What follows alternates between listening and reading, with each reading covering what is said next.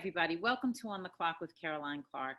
Not so long ago, I was lucky enough to be able to see a screening of a documentary called Soul. I really didn't know what to expect going in, but I can tell you at the end of that screening in Martha's Vineyard at the African American Film Festival, the audience was on its feet. And I don't mean like they just stood up. They leapt to their feet. There was cheering, there was crying, there was laughing, there was hugging. This documentary is a joyful celebration of a little known pioneering television program created by the uncle of the creator of this documentary, Ellis Haizlip. I'm so thrilled today that this filmmaker is joining us. As a Black woman, she's a rarity in this industry. She fought valiantly to get this film made. And you will get to see it this coming Friday, August 28th. And I promise you, you will be so thrilled that you did and so glad that she was able to push this project through. Melissa Haizlip, thank you for joining me today. Oh, thank you for having me. That was the most beautiful introduction. I'm so grateful to be here. Thank you. Listen, you know, because I couldn't have hidden it if I tried, that I loved Soul, absolutely loved it. It is a moment of such joy and meaning. And, you know, I saw this before Black Lives Matter really took hold in this country. And even then it meant so much. I think now, and the fact that the world will really get to see it now in a much wider release, it becomes so much more meaningful. Why don't you tell us what Soul is about? Well, Soul was a television show that was on PBS from 1968 to 1973. And it was an extraordinary moment in time when you think about it. On the end of, well, not really the end, it was the heels of the civil rights movement, because that movement never really ended. And so it was a moment when there was so much tumult in the country. Martin Luther King Jr. had been assassinated, and it was a moment of change. And so we needed, at that moment, we needed a change also visibly around Black culture and how it was represented, especially in the media. And so there was this push to try to create a platform for African-American expression. And that opportunity was created for a show called Soul, which was absolutely insane. Most people say it's like the greatest show you've never heard of. Exactly. But if you have heard of it, and some people have, and many people actually lived through that time and saw the show, it really was extraordinary, and it was like a trailblazing show. Because not only was it a vehicle for African-American artistry, but it was a platform for every kind of political expression and the fight for social justice. Now, those are things you don't usually see on TV in the format of like a Tonight Show or any type of live entertainment. So that's what made Soul unique. It was hosted by Ellis Haizlip, my uncle, and it really changed the landscape of television, because television was really very much one color. We know what color that is. And so Soul just interrupted that and said, this is the true Black experience. Artists, activists, poets, dancers, singers, entertainers, people from the community, people of promise from the community, regular people, and said, this is what is happening now. And allow us to redefine ourselves and bring ourselves into your living room. And so that's what was really, really unique about that. With 4 channels, you know, ABC, CBS, NBC, and then PBS, basically, there weren't a lot of options. And so here comes this show that breaks a stereotype, and suddenly there's like an honest perception of African-American culture and the full range of it. So we decided to make our film, which is called Mr. Soul, and explore not only the 5 years of Soul, but what was happening in the nation that would have created that opportunity, and how change was made, and how culture is sort of a vehicle for change. And then to explore Ellis Haizlip as well, and who was this unique sort of enigmatic person who put his personal stamp on the show, which came out of New York, but it emanated across the nation. And then, of course, to think about that now in terms of where we are and how how relatable, I should say, it is to what's happening in the country now, and as we are on the precipice of change as well. So we're sort of lining up 1968 with 2020, and surprisingly, there are a lot of similarities. Whether it's the administration or the social movements, the injustices that we're fighting now, the demand for change and equality, and all of this sort of look back. So I thought, well, what a great time to bring this film out, as we are on the precipice of change. It's an extraordinary time. And, I think what is so powerful about the film is that you've been able to not only give us so many beautiful snippets from the actual television show Soul. I can't imagine how difficult it was, to choose from all of the material that you had to work with, because your uncle did highlight just every single facet of Black life, Black culture, Black spirituality, Black education, the full breadth of Black culture, that those of us who are lucky enough to be raised in families that really pay attention to these things know, but that far too many of us don't, and that certainly don't get amplified to the rest of the world the way they deserve to be, right? But in addition to giving us so much of the show Soul, you gave us so much of the heart of the man behind Soul, who, the Mr. Soul of the documentary, who you obviously, had a very personal tie to. But what was it like to explore your uncle and his life from this very different vantage point? It was interesting, and it was really eye-opening. And what was so surprising to me was to understand how people had a very proprietary relationship with him, whether they were artists or people that he worked with or colleagues or people who felt close to him, or just the general public who kind of became enamored of this sort of personality that was on television. Everyone had a relationship with Ellis. And so for me, it was about discovering what those relationships were and are, and also sort of plumbing people's memories and attaching the emotion to that memory. And what was the most surprising was how it's right on the surface. It's not like some dusty memory that people have to, reach deep down to find. As soon as we started asking people about their relationship to Ellis Haizlip or their feelings about Soul, whether they were on the show or watched the show, it was right there. And that's what made me realize, wow, here we are 50 years later, and something that is so visceral is definitely significant. And I thought, that is really incredible that someone who's so demure, so quiet, somewhat of a quiet revolutionary, could have such an impact on people. And that there was a passion behind it, not just their feelings about Ellis, but their feelings about what the show represented at the time, and the direct correlation with the need for this type of story. Because not only was Ellis Haizlip like a champion for the culture at the time, but the show and what it signifies shows us that our stories matter now more than ever, And so looking at this show right now, it's not all nostalgia and feel good. Of course, there's a lot of nostalgia in it, but it's like a necessity. I really feel that it is, especially in this moment that we're in. It's incredibly relevant. It's really, when you watch it, I think you're so struck by how the more things change, the more they stay the same, particularly for us.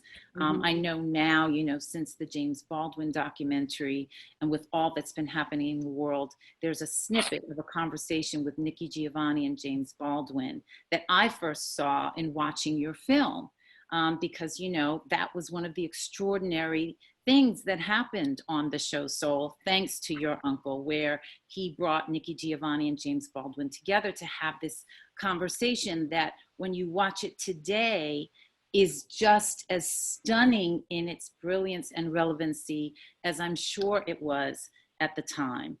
Yeah, that is one of the highlights of not just the film, but I would say it's like a high watermark for the series, because you have these two icons of the sort of Black literary canon, but you also have a young poet who's like 25 years old, Nikki Giovanni, and James Baldwin, the elder statesman, who really was only 45 at the time. And you see them together, and he's like her mentor in a way, but at the same time, they're sparring like Black lovers, like Black couples. And so they're sort of representing all of these sort of complex layers of Black love, Black resistance, Black family. And so dealing with the relationships with Black men and Black women. And even though you would never expect that to be relevant 50 years later, it is right on time. Yeah. And it's been reposted quite frequently on social media. The wonderful artist, Amanda Seals, posted it. And it was in January of last year, and it went viral. My phone started blowing up, and I'm like, what's happening? Yeah, and there were like 400, almost 500,000 comments, and like so, and people were not treating it like it was something special and precious, like an old school vintage clip, but they were responding to it like it was today, and responding to the conversation. And that's when I realized, wow, this is so telling and so important that we don't have these kinds of, sort of unadulterated, undiluted, unapologetically Black conversations enough, even between artists, because there's so much at stake. So to see it in their prime, it's not only is it like a time capsule, but it's also a reminder of this extraordinary show that was able to mirror Black culture, in which people were so comfortable with themselves that they opened up in ways that are usually kind of guarded for our Black family, Right, because there was genuine trust there. There was already a genuine bond. And it seemed to me as I watched the documentary that virtually everyone who came on the show came in part because of your uncle and the relationship that they had with him, which was very genuine and very real. And I think when you watch the documentary, what you're also faced with is the reality that all these many decades later, we really still haven't had that. We really still don't have that. I know in many of the promos, Ellis Haizlip has been likened to, Oprah or Arsenio, right? Before there was Oprah, there was Ellis. But the reality is, the Oprah show was never an all Black show. The Arsenio show, which he certainly brought on a lot of Black talent, was never an all Black show. This show was entirely dedicated, devoted with obvious love to the Black community in all of its facets and incarnations. And that really hasn't happened since. It's so true. And when you look at the show and you think of it as I think of it as like, it was for the people, by the people, but very specifically for the Black people, by the Black people, in a way that was suggestive of this movement of the Black arts movement. It sort of paralleled with that, this idea of celebrating our Blackness and learning how to do that, coming from a culture that had been, abused and held down and held back and compared to other countries and other languages and other, styles. We are not Eurocentric. And so this idea that we have a Black culture that is nationwide, diasporic, all of this is so complex. And the idea that Ellis Haizlip would say, I'm going to show you all of that. I'm going to show you Black love, Black care, Black sister and brotherhood, Black disagreement, discord, and anger and hope and grief. And it was all there and without judgment. Right. I think that's the key. Right. Without judgment. And so you never had an idea that this was something that, there's no shade, in other words. And we should be shady, that's something that's always been part of the culture. Right. But that was not the agenda. The agenda was to say, there is a broad Black experience that deserves to be, expressed. Yeah, and celebrated. And It was clearly a celebration. Yeah. And, for my lifetime, I'm sure yours too, Soul Train was clearly an outgrowth, right? I think when I saw this, I thought of Soul Train, which was the show I watched every Saturday, where you would not see only Black people, but it was clearly a Black show, right? It had a Black male host, Right. and it was an exploration. It was just a parade of mostly Black talent, not just on stage, but dancing, right? But it still only presented us with a very small portion of what we were all about. And the thing about soul was that breath that you speak to. Tell me why, where was the seed planted for you to make this film? And I know that you went through an enormous amount over many years to get it made. Why was it so important to you to persist to get this done?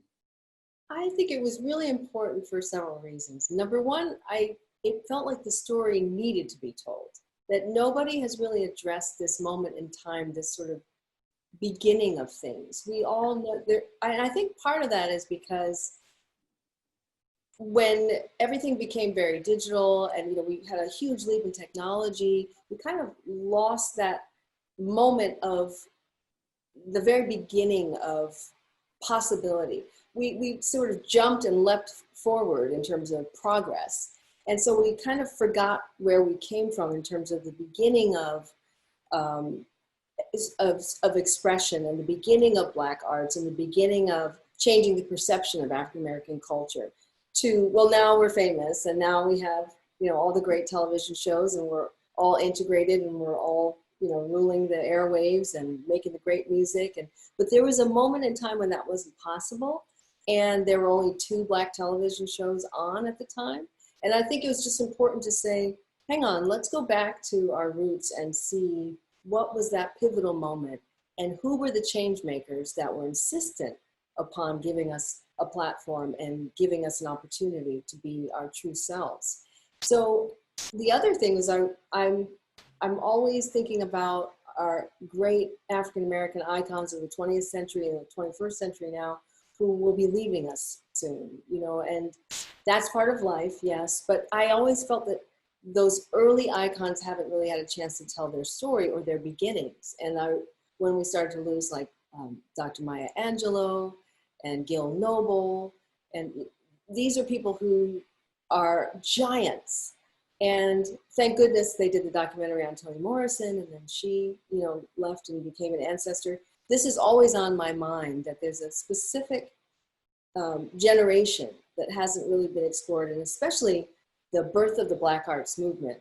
That is really the explosion of Black culture and this notion that we had to speak to this idea that we really were a nation of people within a nation. And that was very interesting to me. And I thought, wow, no one's really talked about it. And we had at that time Amiri Baraka. If you look at if it were to be a book, like the first chapter of the Black arts movement would be Amiri Baraka, and then we'd end with Sonia Sanchez. Now, luckily, Sonia's still with us, but this notion of trying to come to grips with what it meant to be Black in America and what it meant to be Black on this planet, and how were we able to show that in our culture, our music and dance and art, and not have to answer to a larger sort of Eurocentric establishment. That was really interesting to me. And I felt it was the 50th anniversary of Soul. Ellis Haizlip is an unsung hero, but it was really important to say, hang on a second, this is a tentpole moment. And there's this gorgeous archive, which is like a time capsule that's been sitting in a vault for 45 years. Now is the time to tell the story while the people are still here to tell it. And this whole idea of being a Black woman director, there are very few of us, especially in the documentary scene, needing to be the person behind that and having the personal connection to Ellis Haizlip as well. I just felt really compelled to do it now. And it did take a long time, partly because it's hard to get funding for an independent film when you're completely independent, when you start from scratch with just an idea. And also, the landscape of documentaries is hard to navigate, especially if you're not famous and you're just starting from scratch, really. But also we took our time telling the story because we knew that there's so many stakeholders in this story that we had to get it right, that we're standing on the shoulders of giants, and it's really, really incumbent upon us to honor this legacy in a way, and to be accurate historically, and then to find relevance with today, with the story today, because we didn't want it to be just a look back and something just historical that people could write off and say, oh, it's just an old show. You know, we wanted people to find some sort of like a connection to what's happening now. So yeah, I just decided it's kind of now or never. I actually waited at first. I said, oh, Ken Burns is going to do that, you know. He did baseball, he did, you know, black baseball players and jazz. So someone's going to come along and do soul. And then when it didn't happen, I started to realize, wait a minute. I think I'm uniquely positioned to tell the story because I'm an insider. And I grew up mentored by him, so I knew all the stories. And I knew that someone who had to tell the story had to have a certain touch that would be both knowledgeable and loving, because I wanted to fill the story with love. And I really feel it's like a love letter to Black culture, not just to my uncle. Yeah, it very much is. It very much has that feel. And certainly with no disrespect to Ken Burns, Melissa, I can't imagine that anyone would have made this documentary as beautifully as you did, really. And I'm sure part of that is because you do have a personal attachment to the subject and to your uncle. But, you know, I think it's also, you referenced that what the show did was allow people to come on and express their truest selves. Mm-hmm. And I feel like your rendering of this also gave you a chance to express your truest self, you know, from your seat in this. And one of the things that you illuminate is that your uncle, you know, didn't just represent Black America, Black intelligentsia, Black art, and all of those movements that sort of coalesced at that moment. But he was also a gay Black man. Mm-hmm. And certainly the relevancy of that is probably in some ways even more powerful today than it was at the time. Has there been specific reaction to that piece of it for you? That is really important because we wanted to tell the story honestly, and also to depict a certain era in which people didn't necessarily wear their, you know, gender representation or their gender politics on their sleeve the way they do now.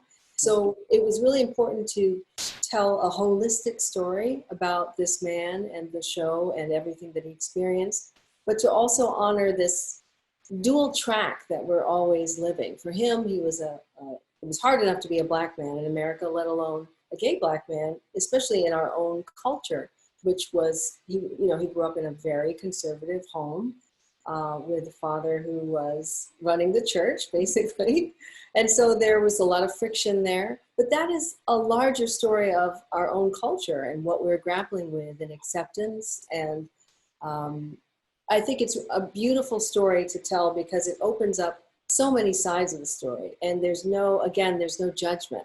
And so Ellis was always embracing these dualities, if you will. And I think that's very universal, especially for the Black experience in America and for Black women, Black men, same gender loving men and women, non-binary folks as well, that there is a duality, whether we are code switching at work or, you know, acting differently, speaking differently, depending on who we're with, but always knowing what our truth is on the inside.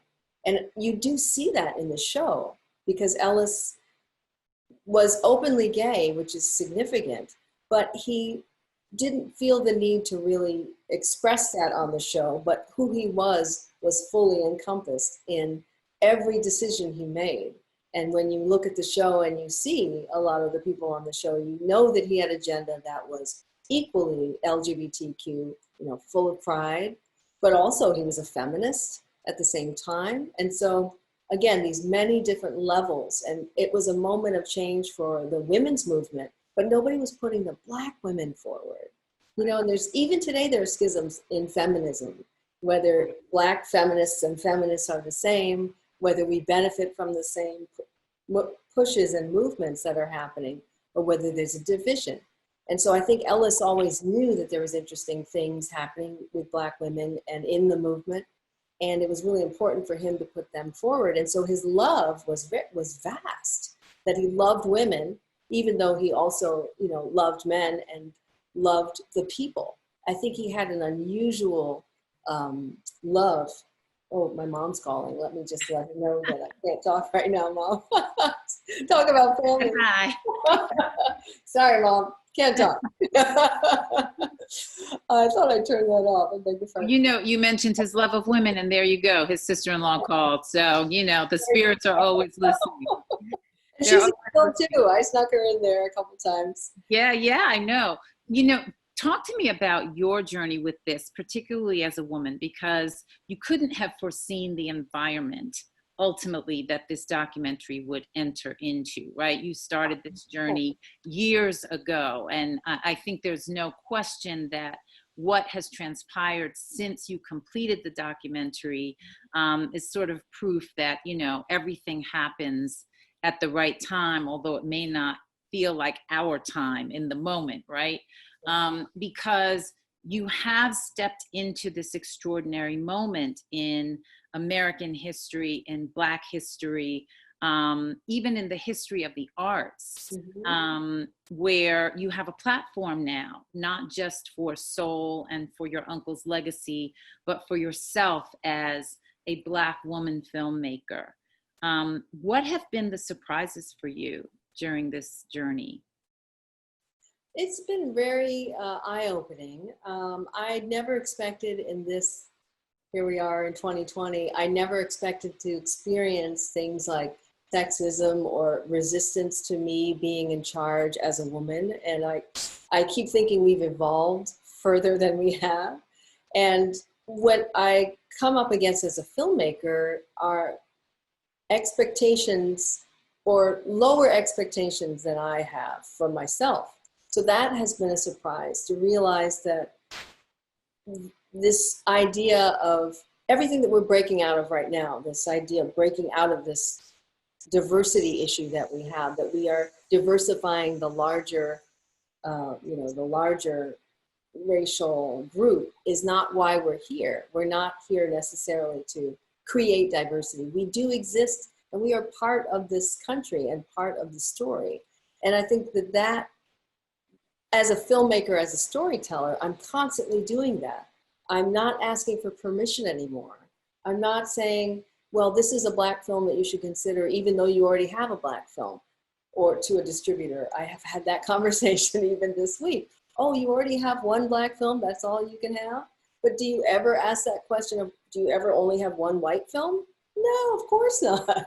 So again, you're constantly knocking on doors and breaking down barriers, and it's just a reminder that you have to keep pushing. And as a woman of color, my mandate, what should I say, raison d'etre, my feeling about what I'm doing responds to this intersection of social change, social justice, activism, and the upliftment of women's voices and elevating women's voices and the voices of people of color. And so my work responds to that.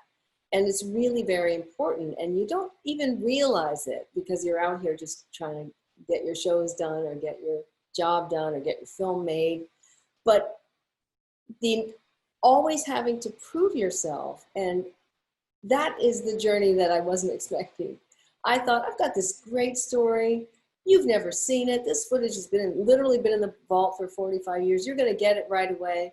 But constantly having to make people understand that Black stories are American stories, that Black history is now, and Black history is American history, that we're not sort of part of something, that we are in the whole. We make up the whole. And so trying to, I guess my very existence feels like it's challenging this idea that we are here to diversify a larger thing. And I'm saying, no, we're not. We're Black excellence has always been here. Yeah. And Soul proves that when you look back at that footage. And so we just have to keep doing what we do. And my idea is, Black women who lift as they climb. I will take everyone with me. I will look to people like Ava DuVernay, who's, you know, glass ceiling broken, Oprah, of course, and people like Amanda Seales, who has tons of platforms for her voice and all the things that she wants to do. And you just have to keep getting the work done. And at first, when I first started out, I was really very daunted because I couldn't figure out, well, where am I supposed to fit? There's no place for me. And then I realized, oh, you have to make your own place. And what a revelation that was, you know? Yeah. I'm not just some Black filmmaker who has a film about her uncle. No, I represent a large group of people who need to have stories told right now. And so in some way, the moment that we're in is, I wouldn't say it's sort of presenting a meritocracy, but it is opening up this almost like a leveling of opportunity, because unfortunately with this horrible pandemic, and, you know, may I please acknowledge all those who've lost their lives. And it's just been a very difficult time. And, you know, shout out to the medical workers and everyone who is part of the struggle and the solution. But it's placed us all in the same spot. You know, we're all at home, we're all struggling, we're all sort of dealing with what the uncertainty of the future is. And now is the moment where we actually may have an opportunity to make change. And, you know, after George Floyd and Breonna Taylor and these social movements that are upon us, people are starting to realize that, you know, their voices are important. Everybody should have a voice. And yeah, that's knocking down, it's an inflection point. I really feel that it is. Yeah, I really feel that it is too, but in ways it has illuminated, you know, all of the harshest vestiges of separate but equal mindsets, where the separate part is very clear and the equal part has yet to be realized. You know, I think that the work that you're doing and the telling of these stories, especially in such vibrant form, are so critically important because, you know, you mentioned the pandemic, and even in that, we are sort of separate and unequal, with us bearing, you know, Black and brown people bearing the brunt of the harshest of the realities that the pandemic has brought to the fore. So I'm interested to know, I know that Mr. Soul has won numerous awards. Congratulations and kudos to you. But this is a journey and it is a path to more and better, we hope. But what is it that you really hope to see happen with Mr. Soul in the coming months? I know, let's start with Friday. Talk to us about Friday. We're doing something very unique. We're adapting to the times, of course, because with the pandemic, of course, a lot of the industry was shut down, film festivals were canceled, cinemas are closing, and we have to be mindful because we're social distancing. But there's also been this incredible surge of creativity and a need for content. People are at home and want to see things that, you know, they're tired of, maybe their playlist or their queue, and it's time to see shows and films and content that really reflects the time. So I thought, and my partner in our releasing strategy said, you know, why wait? Our film speaks so much to the times about social change, social upheaval, cultural importance, and significance of Black lives and Black love and Black care, and we thought this might be the perfect moment to actually show the film because it's uplifting, because it's a love letter to Black culture, as I said, and also it's beautiful and it's inspiring, and we need that right now. I think more than ever, we need to know that it's okay, and that look how far we've come. And we have already been through so much, from slavery to now, you know, not to make a joke of that, but to say, look how we have endured. We are survivors. And so this film sort of represents this beautiful moment of the beginning of the birth of diversity, if you will, on television, but also Black culture and enlightenment. And I think we are also at that moment. So we decided to release the film in the virtual space, which means that we don't have a distributor. We're actually self-distributing. And we thought, well, everything's virtual right now. Why not release the film in theaters that have a virtual platform? That way everybody can do two things. They can support their favorite local theater that is still showing films virtually, and they can feel good about supporting independent film and independent Black film, because we don't have a big distributor behind us, and we don't have a big bank account. But there's the internet, and what we're doing is we're partnering with many different theaters and festivals and independent theaters and art houses that would normally play a film like Mr. Soul. And so we have over 57 theaters around the country that will open the film on Friday, August 28th. And we have a couple of drive-ins that are going to show it, which is really cool. I wish I could be there for that. And so this idea that Soul will be coming back to the nation, and what you do is you just go to our website, mrsoulmovie.com, and there's a screenings page, and you just can click on whatever theater you want to support and buy your ticket for $12. It's really not that expensive, and your whole family can watch as opposed to going to the theater. And we're just really excited about that because it's adapting to this world we're in right now, and it's also giving you a chance to stay connected. And then we're going to have a big event on Sunday the 30th, where if you've bought your ticket, you can watch a sort of a premiere talkback with many different artists from the show of Soul and also from our film. And that'll be a 1-hour talkback hosted by the incredible Amanda Seales. So I'm so excited about that. That's she's great. Remarkable. And we'll have some of our team. We're going to have Nikki Giovanni on there. And it's going to be a Zoom call. So can you imagine Nikki Giovanni in your Zoom? That's awesome. I'm like, okay. And so everybody who buys a ticket for Friday gets access to the Sunday Zoom call? Anybody who buys a ticket over the weekend, we're trying to sort of coalesce the energy around the opening weekend. And I'm sure what we'll do is we'll save it for the future so other folks can watch it in the next couple of weeks.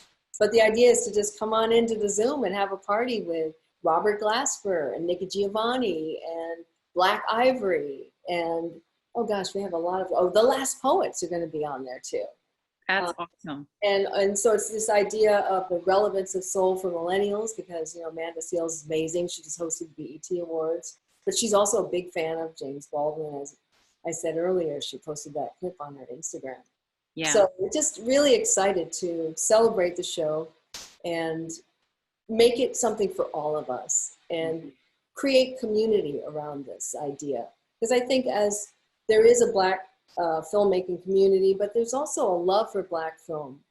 And that's a very small, sort of a small feeling, but a large impact. Yeah. And we've always wanted the response to the film to be the same as the response to the show. For the people, by the people, and to let them know, hey, we made this film from grants. We started with nothing, just like the Soul Show. But what it represents is so much larger, this sort of journey of Black culture and Black music and Black art. Yeah. So we're trying to do that for a modern time in a modern way. Well, what this represents is meaningful, but I can't really emphasize enough the thrill that anyone who watches this will have. And so I really encourage everyone to go to your website. Give the website again, Melissa. Yeah, it's mrsoulmovie.com. mrsoulmovie.com. Go there. You can't beat $12 where you get an entire weekend of incredible content at a time when we so desperately need to be uplifted about who we are, what we've been, and what we are destined to be if we can pull together at moments like this and support each other and celebrate everything that we are and have been. This film does all of that. Melissa, really, it is an exceptional documentary, and I am so excited for everything that lies ahead for it. I know that it far exceeds what's going to happen this weekend, and we also look forward to seeing what else you have brewing. Can you kind of give us a hint before we go about anything else that we should watch for that you've got in the pocket? Oh, sure. You know, I'm always cooking up something. I like to think of it as like the burners on the stove. We got the front burners, we got the back burners, just burners, burn it up. Yeah. Of course, Soul is in the front burner right now, and just really excited to get this out and have, as you said, it's a celebration. And I also want to say that we need permission to have a celebration right now. We don't need permission. We deserve it. That's really what I want to say. We deserve to celebrate. We have been through so much, and this administration has been, just one punishment after the next. And so, not to get political, but it's just this idea of freedom, and the show was so free, and I think that is contagious. We tried to make the show about freedom of expression, freedom of being who you are, and freedom to be Black and to be beautiful and to be excellent all the time. So that is very pervasive in my work, and sort of this upliftment of Black culture. And tying into that, I'm also working on another project. It's a story about Black women in hip hop. It's actually the history of, well, let's just say incomplete history, because we're not done yet, of Black womanhood in America, explored through the lens of hip hop and women in hip hop, their lives and their stories. So I'm working on that project for Netflix, and it's going to be a 4-part series, and I'm trying to convince them to make it longer because we have a lot to say. But I think that's timely too, because again, I'm trying to elevate the stories of women and Black women and sort of undo the tropes and the stereotypes and really discuss them, but through the lens of hip hop, which is so fantastic. And this idea of erasure is really something that bothers me a lot, and everyone, and it keeps coming up in my work, and sort of trying to combat that and push against that. And women have been, especially Black women, have been kind of erased from the hip hop story in so many ways, because it's known for being misogynistic and very, just super masculine, hyper masculine. But there, just like during the civil rights, there's always been women behind every movement. There's women behind soul. There's women behind what's happening right now. There's a woman going to be hopefully the vice president of the United States. And this idea of Black women's participation and importance in society, in history, and all of the accomplishments and all of the hopes and dreams, that interests me very much, and that's a theme in my work.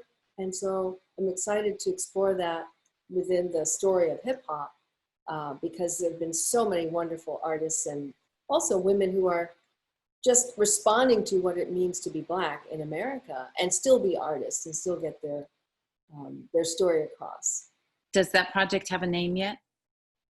It's actually untitled right now. It's okay. Untitled Women of Hip Hop, because the title that we have refers to a lyric by Queen Latifah, so we haven't quite cleared that yet. So gotta get those clearances. Gotta get those clearances. I understand. All about the clearances. I understand. Well, listen, we look forward to that project. I look forward to seeing everything that you have coming up. I know that you approach absolutely everything you do with Black excellence, but also with just a tremendous passion and heart. And so thank you for that. Thank you for bringing Mr. Soul to us, because here again, although Ellis Haizlip was not a Black woman, and we are so often the hidden figures in our history, I feel as if, like you said, he was the greatest story that too few people knew. And it's moving, and it's vibrant, and it's hopeful, and it's beautiful, and it is a gift, really. And so I thank you for that. I encourage everyone again to go and get your tickets to this coming weekend's Mr. Soul showcase virtually. And I just once again want everyone, please stay safe and stay well and stay strong. Thanks, Melissa. Take Thank care, you. everybody.